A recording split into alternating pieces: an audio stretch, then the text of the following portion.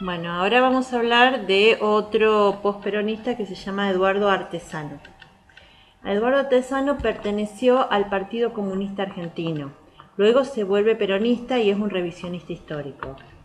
Bueno, estudia, o sea, su tema fundamental es la historia regional del litoral. Entonces, a través de la historia del litoral, o sea, Artesano explica, o sea, se encarga de explicar la Revolución de Mayo, pero desde ahí. Bueno, y primero considera que Rosas fue el primer estanciero burgués argentino. O sea, digamos que fue el representante de la primera burguesía argentina y que la estancia tenía una estructura capitalista.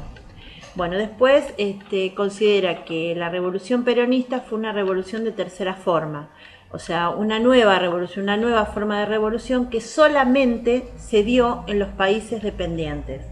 Bien, instaurando una nueva democracia que iba en contra, entonces instaurando una nueva democracia, esta nueva democracia que iba en contra del imperialismo. Bien, entonces, ¿cuáles eran las clases revolucionarias? Porque decimos que es una revolución peronista. Las clases revolucionarias eran las masas obreras, o sea, las masas populares, las masas obreras, sumado a qué?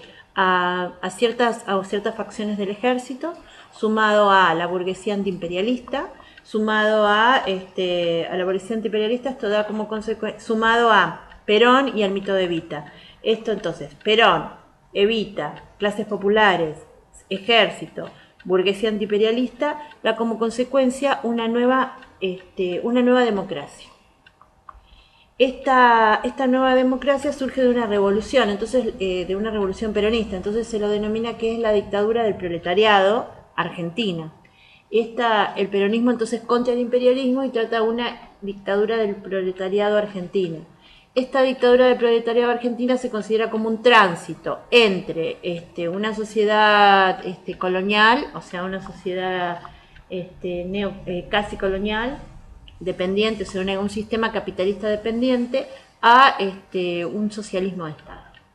O sea, un nuevo orden social, socialismo de Estado. Bien. Ahora vamos a el otro historiador que se llama Hernández Arregui. Bueno, este hombre proponía una tercera vía. Su tesis es que Argentina toma conciencia nacional, o sea, este es Arregui, Argentina toma conciencia nacional a partir del golpe de 1930. ¿Por qué se toma conciencia nacional? Porque a partir de la crisis del 29, Argentina tiene que empezar a autodeterminarse, tiene que empezar a autoabastecerse, tiene que empezar a generar industrias porque no se estaba proveyendo, porque cada país se estaba encargando de abastecerse a sí mismo. Entonces se genera esta conciencia, esta autodeterminación, esta conciencia nacional a partir de esa época, donde esos son los orígenes de la industria de sustitución de importaciones. Bueno, Hernández Arregui establece lo que es el peronismo, es un etapismo, o sea, el etapismo del peronismo justamente es lo que es el marxista-leninista, que habla de que la dictadura del proletariado es una etapa para lograr el nuevo orden social, que es la sociedad sin clases, la utopía. Bueno, entonces, ¿qué pasa? En este etapismo considera el peronismo como una etapa, como una parte, como una etapa del socialismo, del futuro socialismo. Entonces, ¿qué se generó en Argentina? Bueno, se generó una lucha de clases entre el proletariado y la burguesía imperialista, proimperialista. O sea, una lucha de clases que se dio entre el proletariado y la burguesía imperialista y también el imperialismo extranjero, donde triunfa el nacionalismo peronista nacionalista. Bueno, entonces, aquí se establecen, digamos a nivel teórico, se establecen dos vertientes de los nacionalismos.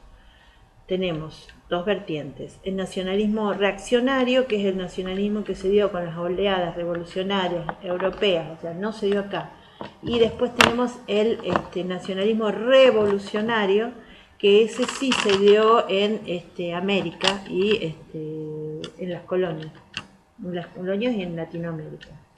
Bueno, ¿qué pasa? ¿Cómo nace el peronismo? Bueno, el peronismo nace porque el ejército sumado a las masas populares, el ejército, una facción del ejército, Perón, sumado a las masas populares, salen a luchar, o sea, luchan contra el imperialismo. O sea, hay una lucha contra el imperialismo y contra las oligarquías. Entonces, la síntesis es la emancipación nacional, para salir de nuestra situación de dependencia y de los pactos interoligárquicos. Entonces, para poder decirlo más fácil es ejército más clases populares contra la oligarquía, nuevo orden nacional que trae como consecuencia la liberación de Argentina, la emancipación de los pactos interoligárquicos. Bueno, entonces, ¿cómo era si no lo podemos decir al revés? La tesis eran los antinacionalistas, imperialistas, ¿quiénes eran los antinacionalistas imperialistas? Muy fácil, lo tenemos a la clase alta, que era la oligarquía, tenemos a la burguesía de profesionales, empleados públicos, tenemos también parte de los partidos tradicionales, también la oligarquía universitaria. Entonces, ¿quiénes tenemos? Fuerzas antinacionales, imperialistas, que eran los oligarcas, pacto neocolonial, teníamos los proimperialistas, tenemos a los profesionales de la clase media alta, tenemos a los universitarios, donde era el aparato reproductor de lo que es la oligarquía, y tenemos a los partidos tradicionales. La antítesis, o sea que se antepone el nacionalismo, que se da a través del peronismo, antiimperialismo, y proletariado, que se une con el ejército. Bueno, entonces tenemos al peronismo, peronismo. El peronismo suma ejército, proletariado, burguesía antiimperialista, Tito de Perón Evita y ¿quién más? Y los proletarios. Bueno, ¿y cuál es la síntesis de todo esto? La emancipación nacional. Bien, y después, al último que tenemos de esta serie de rompecocos, estás escribiendo muy bien. Tenemos a Chiaramonte, Juan Carlos Chiaramonte. Bueno, también Juan Carlos Chiaramonte parece que hace historia social renovadora. Bueno, también fue militante del Partido Comunista Argentino y critica todas las interpretaciones, la liberal y la de la nueva escuela histórica. Y también la revisionista de la historia argentina. O sea, critica todo lo anterior. A los liberales, a Mitre. A la nueva escuela histórica, a Levene. Y a los revisionistas, que lo tenemos a Iván-Guren. Lo tenemos a los hermanos Irasustra y Asustra. A los hermanos Irasustra. Iván-Guren, a los hermanos Irasustra, Scalabrini Ortiz, que son la década infame. Y ¿dónde está? ¿Dónde estás, corazón? Quiero ver qué más me interesa. Bueno, Mendiajazu. Iván-Guren, era Iván-Guren, ¿viste que era Iván-Guren? Bueno, entonces, ¿qué dice? Bueno, los critica y ¿por qué? Bueno, acá lo tenemos a Chiaramonte, que es americanista, porque propone una lectura culturalmente situada. Del momento actual y con proyección hacia el pasado, con retrospección hacia el pasado. Analiza el pensamiento de Mayo que hace la nueva escuela histórica, y bueno, también a la historiografía liberal y a la historiografía nacionalista y a la revisionista. La conclusión que todas las corrientes utilizan el mismo método para interpretar a los primeros políticos. Entonces, acá es una cosa de que lo primero, este hombre, entonces Chiaramonte, ¿qué era? Pertenecía al Partido Comunista Argentino. Bien, es revisionista, pero tiene una historia renovadora, historia social renovadora. Critica todo lo anterior. porque lo que hace es una lectura culturalmente situada y critica a los liberales, a la historiografía liberal, critica a la nueva escuela histórica y también a los revisionistas, porque todos, o sea, él propone un método renovador, que es la lectura culturalmente situada, porque todos estos anteriores, a pesar de que sus posturas son diferentes, utilizan el mismo método para leer a los primeros políticos.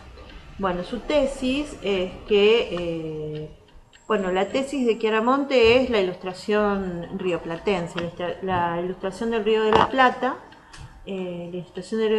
que estaba basada en la ilustración española. Esa es su tesis, hace una lectura de las ideas de Mayo que tienen como base a la ilustración española. Bueno, ahora vamos a hablar de la renovación histórica y vamos a hablar específicamente de José Luis Romero. Bueno, la renovación histórica es un grupo de historiadores que se oponen a la nueva escuela, a un grupo de estudiosos que se oponen a la nueva escuela histórica. ¿Qué hace este grupo? Bueno, este grupo, ¿por qué se opone? Porque consideran que el control académico, o sea, el control de las cátedras está a cargo, o sea, en su tiempo, que el contexto es la década infame. Bueno, que el control, la academia, digamos, el control académico de la historia está a cargo de la nueva escuela histórica. La opinión pública está a cargo del revisionismo histórico. Bueno, y considera que tanto uno como el otro siguen usando los mismos métodos, los mismos temas y las mismas técnicas. O sea, mismos métodos, mismos temas y mismas técnicas.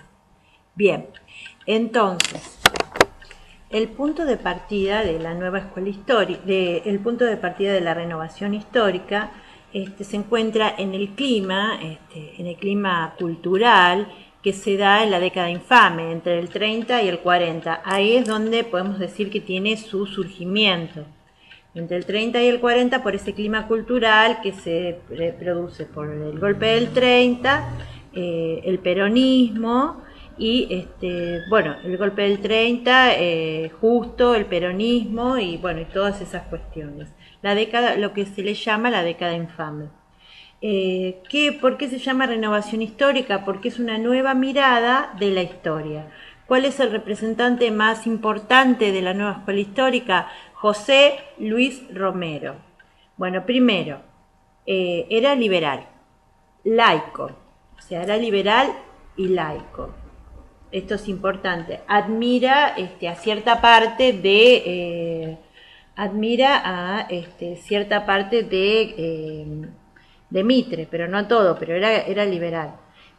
No fue un ensayista porque tiene un método filológico y estudió a los historiadores franceses y a los historiadores alemanes. Lo que le agrega, que esto lo tenéis que saber, es que tiene conciencia de lo que es el tiempo presente. Conciencia del tiempo presente. Bueno, si bien estudió en La Plata con Levene, critica a la nueva escuela histórica. ¿Por qué? La critica justamente por lo que vinimos estudiando antes, por la hipertrofia metodológica. Es una excesiva utilización del método, una excesiva pretensión de objetividad. Y eso trae como consecuencia que se pierdan en los detalles, o sea, que se trate de la oscuridad del archivo. La oscuridad del archivo, el detalle por el detalle mismo, el detalle en sí, una colección de hechos históricos pero sin contenido, una colección de datos pero sin contenido. Y lo más importante, porque acá lo que decimos es que Romero tiene una conciencia del tiempo presente. Entonces, esa crítica que le hace a la escuela erudita es la cristalización del pasado. Y que no tienen una conciencia del presente, que es el pasado totalmente desconectado del presente, porque hay tanta compilación de datos tras datos, tanta investigación archivística que se pierde esa historia en la oscuridad del archivo. Esa es la crítica que se le hace, pero hay que tener en cuenta que en el contexto de la época, que el control académico estaba a cargo de la nueva escuela histórica y el control de la opinión pública estaba a cargo de revisionismo histórico. Entonces, había como un cortocircuito entre estos dos, ¿no? Bueno. Entonces, pero sí lo que coincide, o sea, lo que sí está de acuerdo con la nueva escuela histórica es que la crítica documental es, digamos, que el paso previo que, o sea, ningún historiador debe, o sea, un historiador que se precie tiene que hacer crítica documental, porque bueno, es un material de trabajo. ¿Sí? O sea, es parte del trabajo. La crítica documental coincide con la nueva escuela histórica, que la crítica documental es parte del trabajo del historiador. Bueno, era un ilustrado. Romero era un ilustrado y ¿qué es lo que quiere analizar más que nada? Justamente porque habla de historias de las mentalidades. O sea, está muy relacionado con Braudel y con los franceses y también con los alemanes, pero ¿qué es lo que quiere analizar? Quiere analizar la psicología de los hombres del pasado, por eso es historia también de las mentalidades y su método, entonces, psicología individual, la psicología individual de los grandes hombres, de los hombres notables del pasado. Y su método, que es el que difiere de la crítica erudita, de la historia erudita, es una crítica filológica, palabra por palabra. Bueno, ¿cuál es la función de la historia? Bueno, acá esto coincide completamente con Mitre. La función de la historia es situarse en el pasado. La función de la historia es mirar hacia el pasado para formar una conciencia histórica, una conciencia nacional, sí, para formar una conciencia nacional que sirva para solucionar o para encarar los problemas del presente y proyectarse hacia el futuro. Pero sirve para orientar, o sea, para resolver, o sea, para orientar al hombre en el presente, en su aquí y ahora. Por eso orientar al hombre en el presente, por eso tiene lo que se llama una conciencia del tiempo presente. Bueno, entonces, ¿qué es lo que critica? Critica a la erudición por su desconexión con el tiempo presente. Entonces, vamos a cerrarlo a esta primera página y decimos, primero, que critica, si bien se formó en la Escuela de La Plata, se formó con Levene, con la Universidad de La Plata, la critica a la nueva escuela histórica. ¿Por qué? Por su desconexión con el tiempo presente. O sea, digamos que esa hipertrofia, por su hipertrofia metodológica y por su desconexión con el tiempo presente. ¿Por qué? Porque se pierde en el archivo, en la oscuridad del archivo, o sea, se pierden los detalles, excesiva búsqueda de detalles y el detalle por el detalle mismo. Entonces se pierde en una cantidad, o sea, en una manzana de datos, en una cantidad enorme de datos, pero que si no tienen contenido. O sea, digamos que son los datos en sí, una sucesión de datos, pero sin contenido. Y eso no se le está haciendo, es una crítica erudita, pero no metodológica, no filológica. Bueno, eso por un lado, entonces. Después también otra de las cuestiones que hace, por eso justamente tiene mucha influencia de Anales, otra de las cosas que hace es el estudio de las mentalidades, estudio de la psicología individual, o sea, estudia la psicología individual. Bueno, entonces estudio de las mentalidades de la psicología individual. Bueno, entonces ahí es donde tenemos como un eje de Romero. ¿Para qué sirve la historia? ¿Cuál es la función de la historia? Bueno, la función de la historia es mirar hacia el pasado. ¿Para qué? Para formar una conciencia histórica. ¿Y esa conciencia histórica para qué? Para orientar al hombre en su obrar, en su día a día, para solucionar sus problemas. Entonces, bueno, ahí hay una profunda conexión entre el pasado y el presente. Bueno, y eso es lo que le critica a la escuela histórica, a la nueva escuela histórica, que no hay una conexión entre el pasado y el presente porque se pierde en el archivo. Hay una desconexión con el tiempo presente y lo que establece Romero es la conciencia del tiempo presente. Bien. Bueno, ¿por qué? Porque el mundo sigue, entonces hay que tener una conciencia del tiempo presente porque el mundo sigue girando. El mundo sigue girando. Entonces, el historiador tiene que sí o sí estar conectado a la vida, a lo que le pasa, a lo que está a su alrededor. No solamente mirar al pasado y los detalles del pasado, sino mirar a su presente y conectarlo con el pasado. Esa es la novedad de su método. Bueno, después también otra cuestión es que busca, Otra cuestión es que analiza su tiempo y analiza la crisis del capitalismo. Entonces, analizar la crisis del capitalismo también le encuentra una solución a esa crisis. Y esa solución está en una solución de tipo ética, espiritualista. Entonces es una solución espiritualista. Bueno, entonces era un optimista. Bueno, busca, a ver, ¿qué analiza? Una de las cosas que analiza es la crisis que sobrevino a la Primera Guerra Mundial. Esta crisis que sobrevino a la Primera Guerra Mundial, que desemboca en la crisis del 29, o sea, como tope, pero se va desarrollando. Bueno, esta crisis está muy relacionada con una crisis de valores espirituales. Entonces, ¿qué pasa? Es una crisis espiritual, más que nada. Entonces, es una crisis ética, una crisis espiritual. Entonces, esa crisis ética, esa crisis espiritual, le encuentra una solución también espiritual. Bueno, tenemos que decir, como habíamos dicho antes, que Romero es un ilustrado. Entonces, como es ilustrado, porque los revisionistas eran pesimistas, en cambio, Romero es un ilustrado liberal, optimista y también universalista. O sea, además también hace filosofía de la historia. Entonces, optimista y también universalista. Hace lo que es filosofía de la historia. Bueno, y es universalista porque, bueno, hay muchas cosas, o sea, porque creía en el futuro, creía en el progreso, por eso tiene una base iluminista. Creía en el futuro, cree en el progreso. Y es universalista también, además de creer en el futuro ilustrado, porque cree que hay una sola historia, que es la historia universal. En eso está de acuerdo con la postura de López. Hay una sola historia y es la historia universal. La historia argentina forma parte de la historia universal. Por eso, de la historia universal occidental. Está dentro, está incluida. Bueno, por eso también por eso ve a la historiografía argentina como con un carácter netamente localista y por eso es uno de los motivos por el cual se aleja.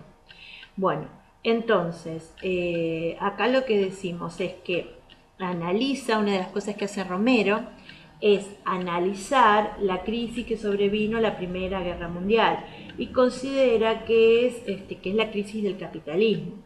Y a esa crisis le encuentra una solución espiritualista. Bueno, entonces, ¿qué dice? Que la crisis del capitalismo se debe a la mentalidad capitalista, no al sistema económico en sí, sino a la gente, a la psicología de la gente y a la mentalidad capitalista. Y para solucionar esa crisis hay que construir un nuevo ideal ético, basado tanto en la justicia social como en la conciencia histórica. Entonces ahí es donde viene la misión pedagógica de la historia. Bueno, entonces, ¿y cuál es la misión pedagógica de la historia? Estudiar el pasado para encontrar ideas, valores y creencias. Y así conformar lo que es un ideal ético para poder conformar una conciencia histórica que sirva para convertir a la masa a las masas populares en ciudadanos, que sean en individuos colectivamente responsables. Esto es muy mitrista, muy mitrista. Entonces, por eso pone como requisito a la escuela, al ocio contemplativo que hay en la escuela, donde el ocio contemplativo es el tiempo para la reflexión y para que se pueda desarrollar ese ideal espiritual, que es el ideal ético, que es un conjunto de ideas, valores y creencias, con la conformación de esa conciencia histórica que traiga justicia social a ese ideal ético, que sea la solución espiritualista para la crisis que trajo el capitalismo después de la Primera Guerra Mundial. Ahora lo vamos a decir otra vez, y no importa todas las veces que haga falta. Bueno, entonces, Romero tiene una solución, o sea, ¿Romero qué hace? Bueno, primero Romero habla del tiempo, de la conciencia del tiempo presente. El historiador, o sea, sí, la conciencia del tiempo presente. El historiador tiene que estar conectado a la vida porque el mundo sigue girando, o sea, no puede mirar exclusivamente al pasado como pasó con la nueva escuela histórica, sino que tiene que conectar pasado y presente en una relación de espejo. Bien. Ahora, entonces, bueno, ahora empezamos, digamos que con cómo se va desarrollando. Bueno, investiga por qué se sobrevino la crisis del capitalismo. Bueno, después de la Primera Guerra Mundial se sobreviene una gran crisis, que es la crisis del capitalismo. Y Romero establece que esa crisis del capitalismo se debe a la crisis de la mentalidad capitalista, más que a la crisis del sistema económico. Es una crisis se debe a la mentalidad capitalista. Propone soluciones a esa mentalidad capitalista, a esa crisis, y las soluciones están en la conformación de un ideal ético. Entonces, ¿cómo se construye ese ideal ético? Bueno, ese ideal ético se utiliza la historia con su potencialidad, con su capacidad educativa, pedagógica de la historia, ¿no? Con la misión pedagógica de la historia. Bueno, ese ideal hay que construir, hay que solucionar esa crisis. Y esa crisis, él era un optimista y universalista. Entonces, ¿cómo podemos solucionar la crisis? Bueno,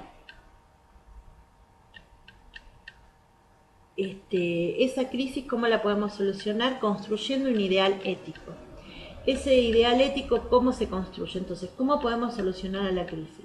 A la crisis la vamos a solucionar con la construcción de un ideal ético. Esa construcción del ideal ético vamos a utilizar a la misión pedagógica de la historia para eso. ¿Y ese ideal ético de qué se compone? Se compone de justicia social y de conciencia histórica. Pero la conciencia histórica hay que construirla. Ahí tenemos la misión de la historia. ¿Qué pasa? Investigar el pasado, conectarlo con los problemas presentes y generar lo que son valores, creencias, ideales. Entonces ese vendría a ser el ideal ético. Entonces, y esa es la misión de la historia, por eso creía él en el futuro. Era un optimista porque era un ilustrado, creía en el futuro, creía en el progreso porque era un liberal. Bueno, entonces, entonces, ¿qué es lo que tiene la historia? La historia tiene una misión pedagógica. La historia se ve como, o sea, como filosofía, también se ve como a la escuela como un ocio contemplativo. O sea, una escuela que permita que dé tiempo al ser humano para reflexionar y justamente para generar que se tenga tiempo de reflexión. Y de ese tiempo de reflexión se pueda desarrollar ese ideal espiritual que es el ideal ético, ¿no? Entonces, que a través de la escuela, con la conformación, o sea, primero tenemos una cosa, tenemos la historia. La historia es mirar hacia el pasado para orientar formar una conciencia histórica que oriente al hombre a solucionar sus problemas presentes y lo proyecte hacia el futuro. Es muy mitrista. Entonces, ¿qué pasa? Él considera que hay que generar lo que es un ideal ético. ¿Ese ideal ético qué es? Bueno, entonces considera que es necesario establecer un ideal ético. Bien, ese ideal ético, ¿de dónde lo vamos a sacar? Bueno, ese ideal ético lo sacamos de pensarlo. Ese ideal ético, ¿de dónde lo sacamos? De la mentalidad. Ese ideal ético lo vamos a sacar de la conciencia histórica y de la justicia social, justamente para solucionar la crisis espiritual. ¿Cómo se soluciona? Con un ideal espiritual, con un ideal ético, que es justicia social y conciencia histórica. Y ahí es donde entra la historia, con su mención pedagógica, que es educar a las masas para que se conviertan en ciudadanos responsables. ¿Y cómo se educa a las masas? A través de, primero, investigación histórica, donde se van a surgir las ideas, los valores, las creencias, y ahí formamos ese ideal ético que se necesita para solucionar la crisis. Bueno, es una base totalmente iluminista y de optimismo, creencia en el progreso. Bueno, entonces, ¿qué pasa? La misión pedagógica de la historia tiene un requisito. Ese requisito es que se tiene que conformar a través de la escuela con, no en su, pero no mirar a la escuela con su utilitarismo de enseñar un oficio para que sea inmanente, sino con un objetivo trascendente, que es el ocio contemplativo, es tener tiempo para pensar, para reflexionar y para generar esa conciencia histórica. Bueno, entonces, y convertir, esa es la misión, y la misión es convertir a las masas populares en ciudadanos responsables. Bien, ¿a través de qué? De la formación de la conciencia histórica. Después decimos que Romero era universalista. ¿Por qué era universalista? Bueno, ahí lo vemos que coincide con López. ¿Por qué es universalista? Justamente porque considera de que la historia es una sola, que es la historia universal, integral. es una sola, la historia es una sola, que es la historia universal de Occidente. Bien. Y la historia argentina es una parte de la historia universal, forma parte de ese engranaje. Por eso es uno de los motivos por el cual se separa de la historiografía argentina, por su excesivo carácter metodológico, hipertrofia metodológica y regional. Bueno, después otra de las cuestiones que también podemos decir es por su cercanía a Braudel, se encarga de la larga duración. Y ahí tenemos también que hay una cosa que divide a la historia como en paso, y el paso previo siempre es la heurística. O sea, la investigación archivística es, digamos que es como el martillo para el carpintero, o sea, es lo que le da de comer al historiador, porque tiene que hacer una investigación archivística para tener una base documental de lo que está afirmando. Bueno, entonces lo ve indispensable, pero se ocupa de la larga duración.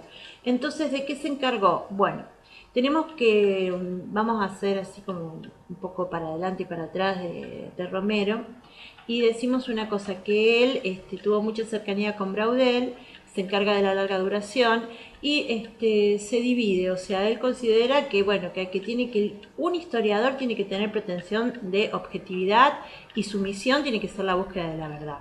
Entonces no tienen que estar involucrados sus sentimientos. Entonces, para que no estén involucrados sus sentimientos, no puede estudiar como historiador, no puede estudiar historia argentina, porque es argentino. Entonces, por ese mismo motivo, se dedicó a estudiar historia antigua, historia medieval y la transición a la modernidad. Esos son los temas que se encargó como historiador. Bueno, pero ¿qué pasa? A través de toda esta, por ejemplo, a través de la modernidad temprana, que se encargó también, hace una lectura crítica, le sirve justamente para trazar paralelismos y para interconectar pasado y presente y hacer una lectura crítica de su presente. Bueno, ¿qué es lo que rescata de Mitre? De Mitre rescata algo fundamental, un paralelismo. Bueno, y después otra de las cosas también es que ¿cuál es la parte que más le interesa? La época de las crisis y las transiciones. Es allí donde se centra, en las épocas de cómo se van haciendo los cortes históricos, va haciendo cortes históricos a través del estudio de las crisis, entonces va haciendo distintos cortes históricos que lo hace a través del estudio de las crisis y de las transiciones. Bueno, entonces, estudia, por ejemplo, estudia la modernidad temprana, de la historia universal para referirse al golpe del 43, porque él era antiperonista. Bueno, entonces busca, o sea, traza paralelismos, o sea que pone en diálogo el pasado con el presente. Entonces se puede ir bien lejos a Europa y trazar un paralelismo con el golpe del 43. Bien, ¿qué es lo que rescata de Mitre? Bueno, su frase célebre, que hay que mirar al pasado para generar una conciencia histórica que oriente al hombre en su presente y lo proyecte hacia el futuro. Eso es, se abre un horizonte hacia el futuro. Bueno, entonces, ¿qué rescata de Mitre? El estudio de las crisis. O sea, lo que hace es estudiar las crisis y las transiciones del pasado para poder mirar al presente. Y así de esa manera permitir la proyección hacia el futuro, o sea, poner una mirada renovada hacia el futuro, renovar la mirada hacia el futuro, esa es la base de la escuela, la renovación histórica, o sea, se toma de Mitre y se renueva Mitre. ¿Cómo? Mirando el pasado, mirando qué del pasado, esto es, digamos, la perla de Romero. ¿Qué es lo que mira del pasado? Mira las épocas de las transiciones, de las crisis y transiciones. ¿Para qué? Para ubicarse, para pararse en el presente.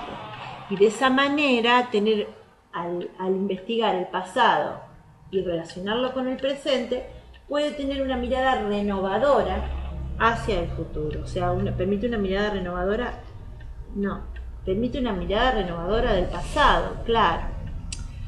Ay, es difícil. Bueno, entonces, ¿cómo es? Primero buscamos en el pasado las crisis, o sea, ¿cómo es el método de Romero?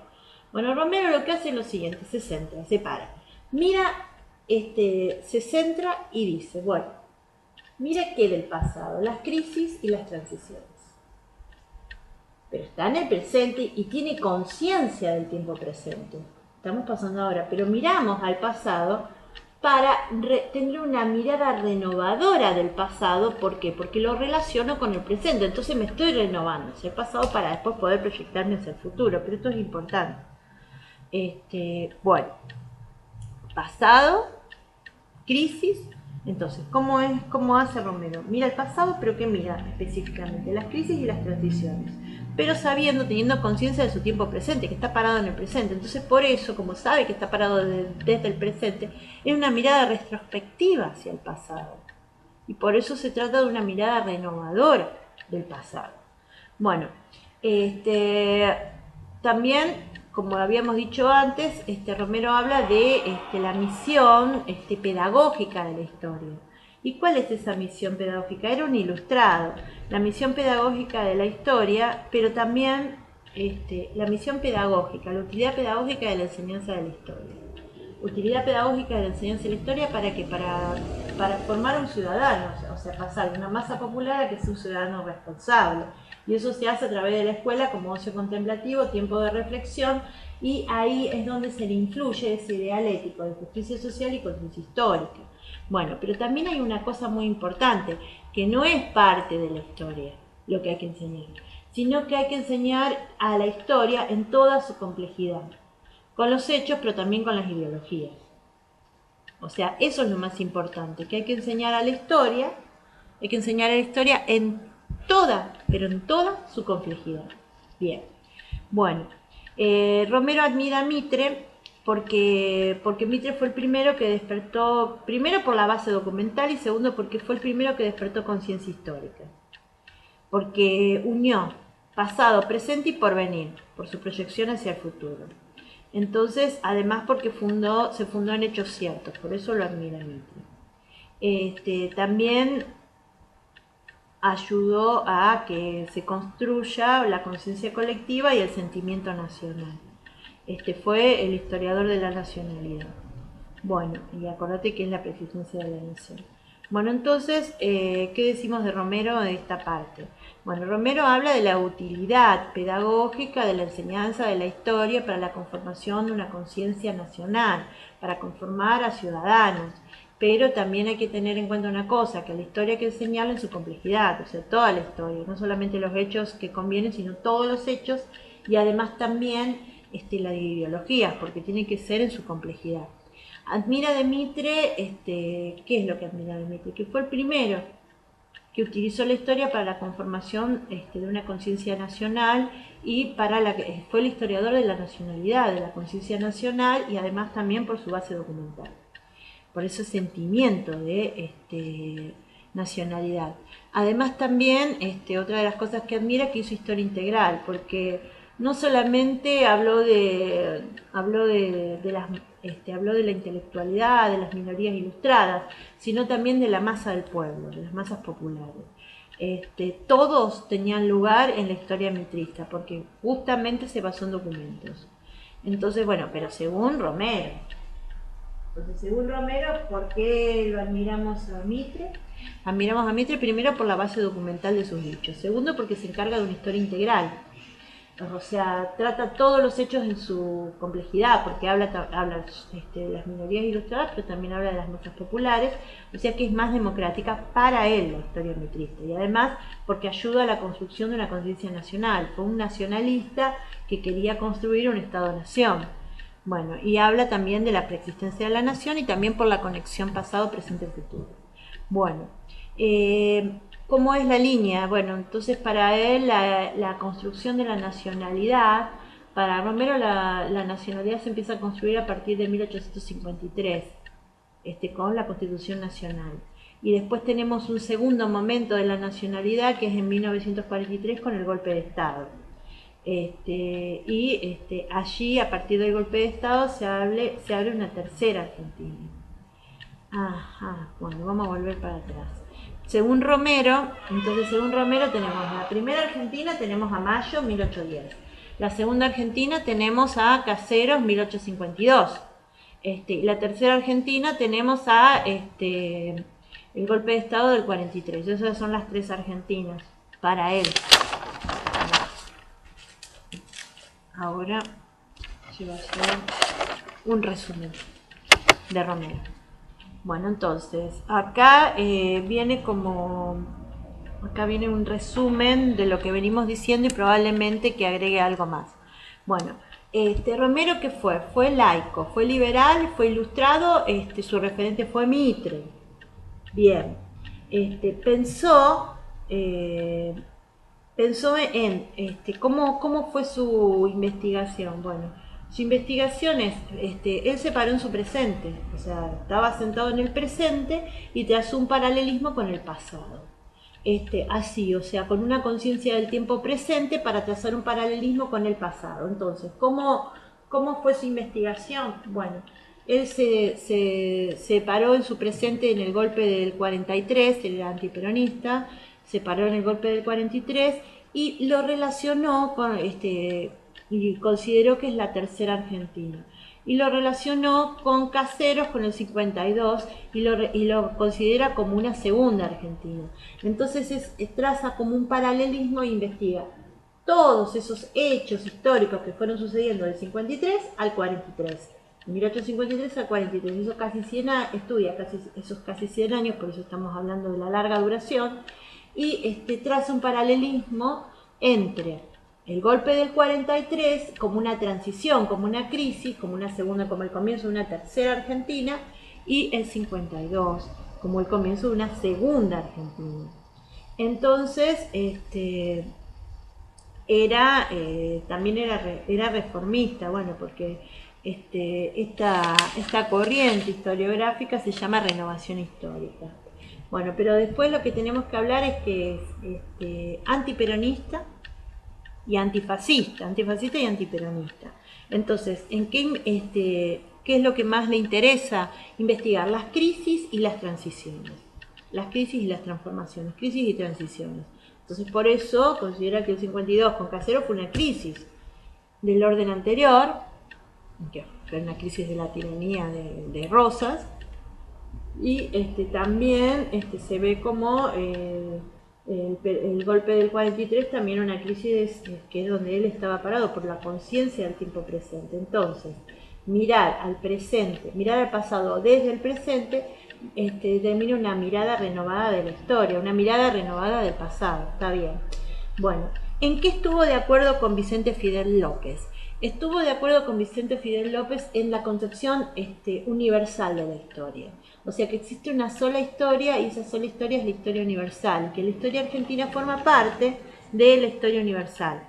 Y entonces, como era un ilustrado, también creía en el proceso, en el progreso. Creía en el proceso, en el progreso, entonces hace lo que es una filosofía de la historia.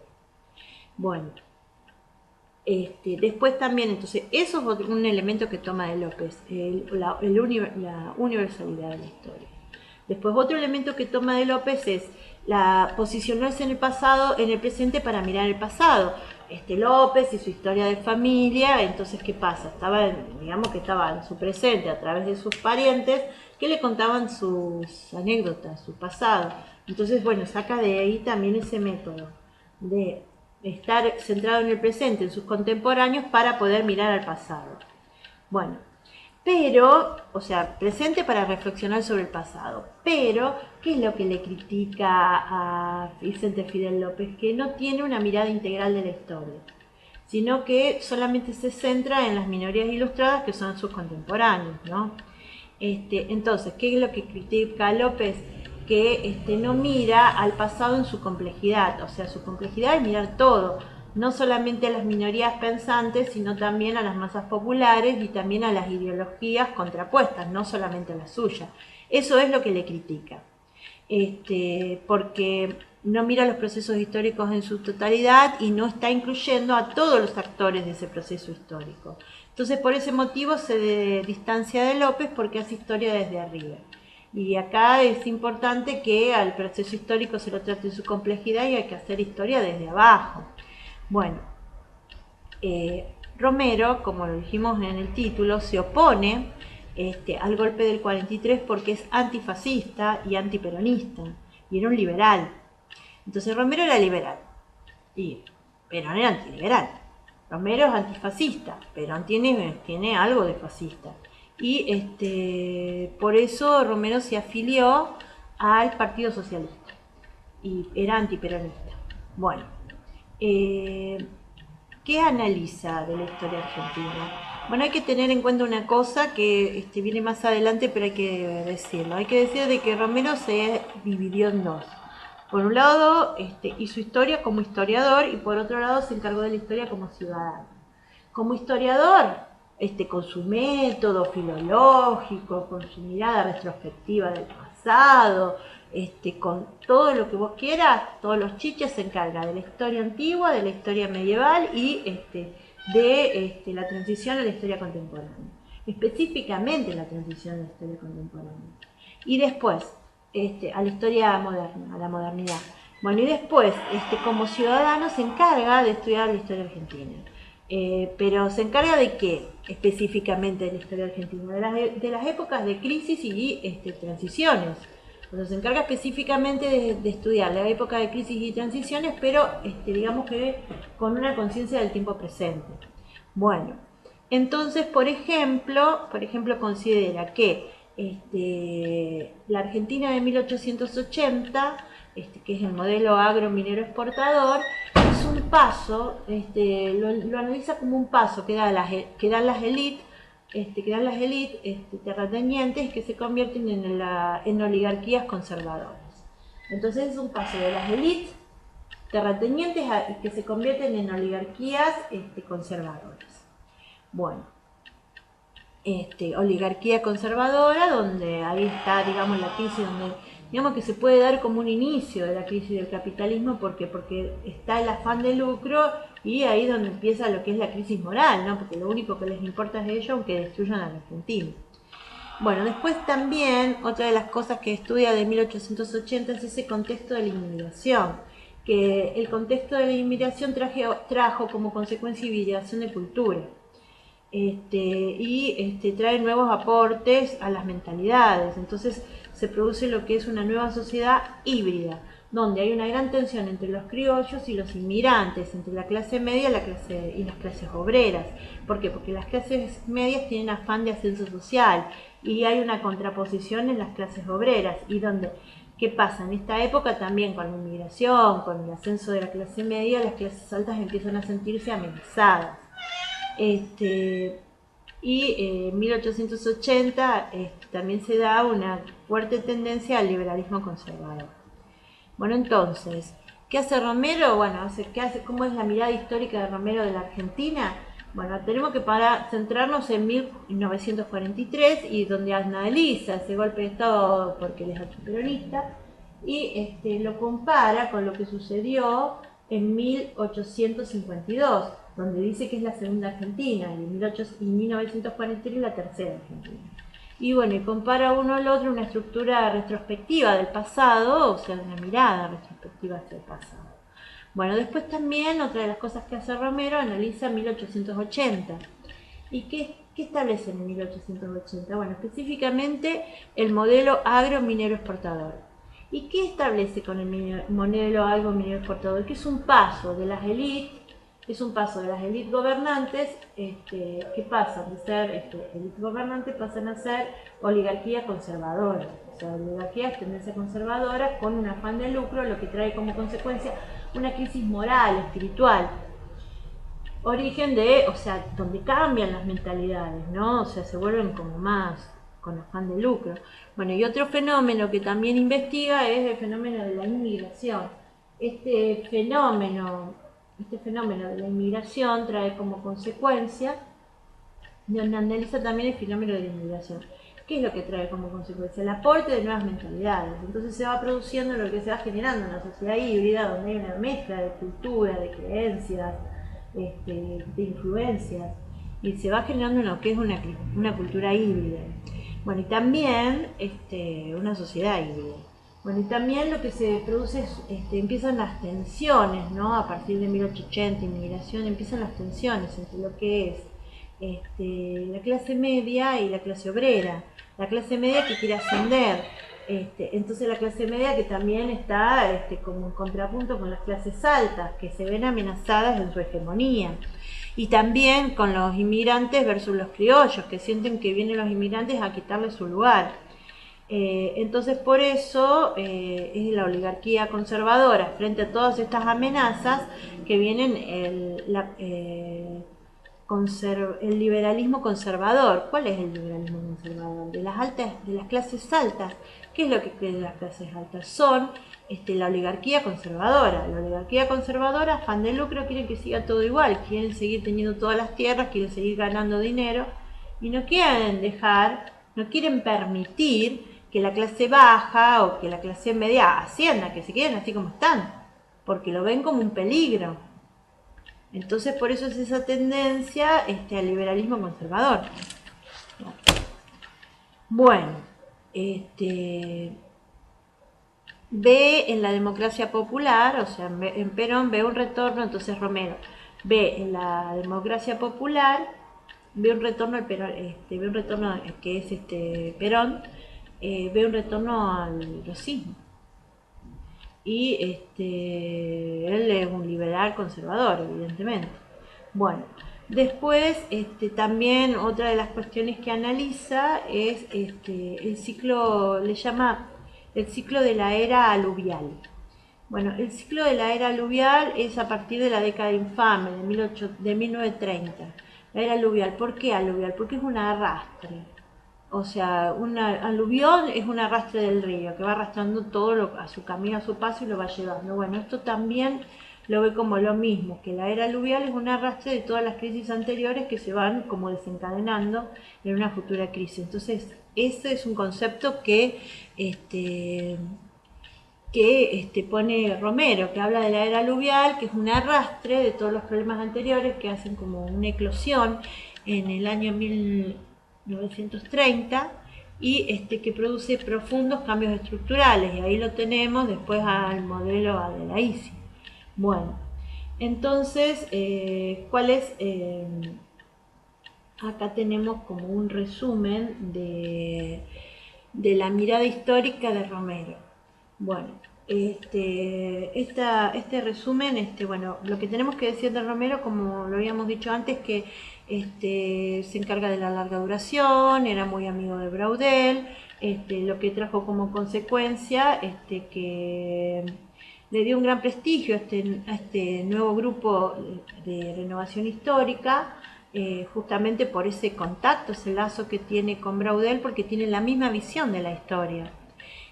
Bueno, entonces, ¿cuál es la misma visión de la historia? Romero se basa en las crisis y en las transformaciones para hacer su mirada histórica, o sea, busca los puntos de crisis y transformaciones, pero ¿con qué? Con una conciencia del tiempo presente, o sea, ubicándose en el presente para una mirada retrospectiva hacia el pasado. Su herramienta es el largo plazo, también es de Braudel. ¿Dónde se ubica? Bueno, su herramienta es el largo plazo como Braudel. Su mirada es la historia desde abajo, como una historia integral, o sea, en toda su complejidad. Bueno, y después también tenemos que es una tercera vía historiográfica, porque no es una historia militante. No se trata de una historia militante, tiene una pretensión de objetividad, porque la misión del historiador es la búsqueda de la verdad. Y bueno, entonces, por esa misma razón, hubo una tensión interna entre lo que es el historiador y lo que es el ciudadano. O sea, por eso dividió sus estudios. Como historiador, estudió lo que es la historia antigua, la historia medieval y la transición hacia la modernidad. Fue un gran estudioso. Y como ciudadano se encarga de la historia argentina, se ocupó de las etapas de crisis y transición de la historia argentina, como un ciudadano comprometido con su tiempo, pero era más como que él considera que más a nivel de opinión, ¿no? Como habíamos dicho, le atraen los contextos de crisis. ¿Por qué le atraen los contextos de crisis? Porque allí es donde va a encontrar las huellas, donde va a encontrar los signos para poder conectarlo con el presente, donde va a encontrar el origen, o sea, lo que busca es el origen del proceso. O sea, vamos a rebobinar y vamos a hablar de Romero. Bueno, entonces, ¿cómo hace, por ejemplo? Se paró en el golpe del 43. Y entonces, ¿qué pasa? Se retrotrae casi 90 años atrás a la crisis que produjo la batalla de Caseros en el 52, para encontrar las huellas, para encontrar los signos, para encontrar las respuestas a sus preguntas actuales. Entonces esa es la mirada que hace. Después para Romero el peronismo es fascismo, porque él es liberal y antiperonista. Y entonces es lo que se dice que conformó antiperonismo, cultura no oficial antiperonista, o sea, era no oficialista, por supuesto. Bueno, después tenemos como una mirada de lo que es, conformó lo que es el posperonismo. Bueno, cuando arranca el posperonismo, después del 55, digamos, directamente después del 55. ¿Y dónde empieza a mirar? Bueno, a partir del 53 se produce un declive del peronismo. Empieza a caer en declive. Ahí es donde, en esa época donde se publica Imago Mundi, que es la revista de Romero, y establece lo que son los distintos pasos de la historiografía. El primer paso sí que es la historia erudita, que es un paso previo, digamos. Es una preliminar, que es la investigación archivística. El segundo paso es la historia de la cultura. Entonces, el primer paso, el paso previo, que es la historia archivística. El segundo paso es la historia de la cultura. ¿Y por qué? Porque tiene lo que es, su historia de la cultura es una mirada interdisciplinaria y miran a todas las ciencias de la cultura, que son un montón, pero todas las ciencias de la cultura en contraposición con las ciencias naturales, pero con una perspectiva histórica, o sea que mira la filosofía, el derecho, el arte, las ciencias, la educación, la educación como ciencia de la cultura, todo lo que es la etnología, antropología, todo lo que tiene que geografía, cultura, literatura, ciencia, economía política. Entonces, bueno, religión, arte, religión, antropología, todo lo que son ciencias auxiliares. O sea, se tiene en cuenta todas las ciencias auxiliares y tiene una mirada interdisciplinaria. Ciencias auxiliares, o sea, la primera parte, la historia archivística. Sí o sí, preliminar. El segundo paso del método historiográfico de él es la historia de la cultura. La historia de la cultura con una visión filosófica. La historia de la cultura, digamos que en perspectiva histórica, o sea, tomar todas estas ciencias de la cultura, que son un montón, pero con una perspectiva histórica en contraposición con las ciencias naturales. O sea, tener una mirada histórica de estas ciencias y con el auxilio y establecer la interdisciplinaridad y también la mirada del tiempo largo y la crítica filológica. Bueno,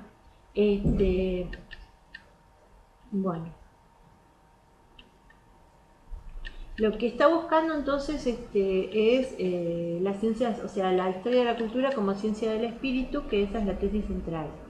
La ciencia de la cultura como ciencia del espíritu y que se contrapone, o sea, la historia de la cultura porque tiene en cuenta los procesos y cómo van influyendo todas estas distintas ramas de la cultura dentro de lo que es la historia en general, para contraponerse a la nueva escuela histórica que solamente se basa en la investigación de los hechos, en los detalles. Bueno, no, todas las ciencias y una visión muchísimo más integral, no el detalle. Bueno, entonces porque tiene un enfoque interdisciplinario. Bueno, en la época de Romero ya estaba de moda la historia económica y la historia demográfica. O sea, la historia económica y demográfica justamente como ciencias auxiliares, utilizar la economía política como ciencia auxiliar de la historia. Estaba de moda. Bueno, después acá está el kit del método, por eso es la historia de la cultura. ¿Qué es lo que hace Romero? Romero conecta los hechos. Primero hace la investigación archivística como el método que hace la nueva escuela histórica. Pero después, cuando ya tiene la investigación archivística, empieza a conectar esos hechos que surgieron del archivo con las ciencias del espíritu, con las ciencias culturales, con la historia de la cultura. Es una conexión, entonces se establece una interconexión, o sea, hay un diálogo, una interconexión entre la historia erudita y la historia de la cultura. Ese es el método. Bueno, para proyectarse hacia el futuro. Bueno, preguntarse sobre el pasado con una dinámica, y siempre preguntarse con una dinámica del cambio, tener en cuenta que hay cambios, que constantemente su método es el cambio. y hacerse visible a través de una tendencia de Imago Mundi. La renovación histórica es un grupo heterogéneo que está en debate con la cultura oficialista también de Palacios. Presta atención a las crisis, a las transiciones y busca alejarse de los conceptos estáticos. Bueno, entonces ahí tenemos el método. El método primero arranca de la crítica erudita, ¿cómo que no? Pero después sigue con la historia de la cultura. Entonces, ¿y después qué hace? Primero hace la investigación archivística como cualquier historiador, pero después las conecta con las ciencias de la cultura y hace que haya un diálogo, una interconexión entre ambas y que siempre teniendo en cuenta el cambio. Siempre teniendo en cuenta que la ciencia histórica es una ciencia que está en profundos cambios y evolución, que hay una dinámica del cambio, que hay que acercarse a los cambios y hay que acercarse a los cambios y hay que alejarse de los conceptos estáticos. Entonces, después también tenemos que decir que la renovación histórica es un grupo heterogéneo que usan la revista Imago Mundi para hacerse visibles y que entra en debate con la cultura oficialista.